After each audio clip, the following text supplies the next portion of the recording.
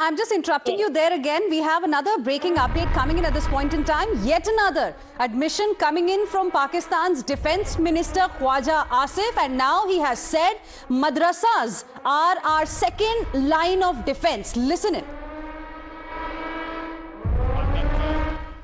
मदारस के स्टूडेंट्स का ताल्लुक है, इसमें कोई शक नहीं है कि वो हमारी एक सेकंड डिफेंस लाइन है। वहाँ पे नौजवान जो पढ़ते हैं, अल्लाह के फजल से वो दीन के साथ भी जो है आरास्ता हैं, और उसके साथ जो है वो उनके जो वक्त ज़रूरत जो है, जिस तरह उन्होंने फरमाया कि उनको शहरी दफा के लिए या दूसरी ज़रूरतों के लिए जो है ना बिल्कुल 100% इस्तेमाल किया जा सकता है।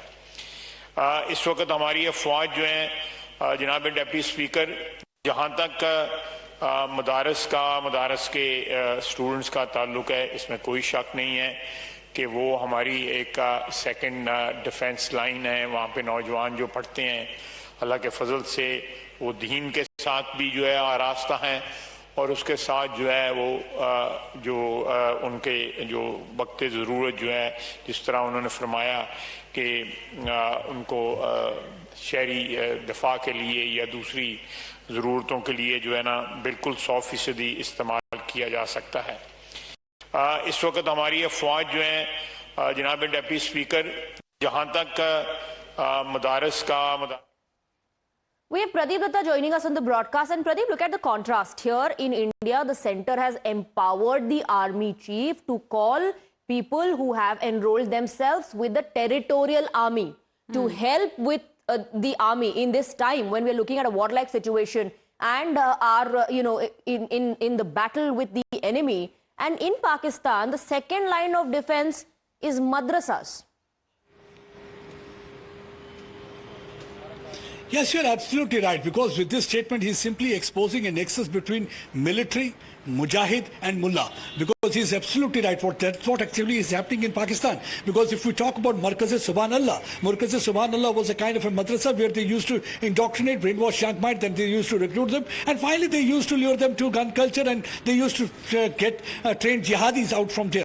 So Jihadis had always been the second line of defense. It's not basically the madrasa student that normally he's talking about. He's absolutely right. In fact, I think that this man should be appreciated for one thing, because he's making candid admission, because he's the same person who said that, yes, we had been playing dirty game for the United States of America, and we had been hand in glove with terrorists. Now, he is the same person saying it's the second line of defense is the madrasas, because madrasas had been producing only what? They had been producing only jihadis and terrorists. And that's what actually the jihadis and terrorists, we know, they are interwoven with the Pakistani army. So there had been a strong nexus, and you must have seen that just 2 days back, when many of the terrorists got killed in Operation Sindoor that was launched by India, who were standing there giving them a salute to them, the armed force personnel. So from the Pakistan army, it was with full military honor that their funeral procession was organized. And one should understand, either there is one thing that they are using those terrorists as their assets, and so finally they wanted to give them the salute.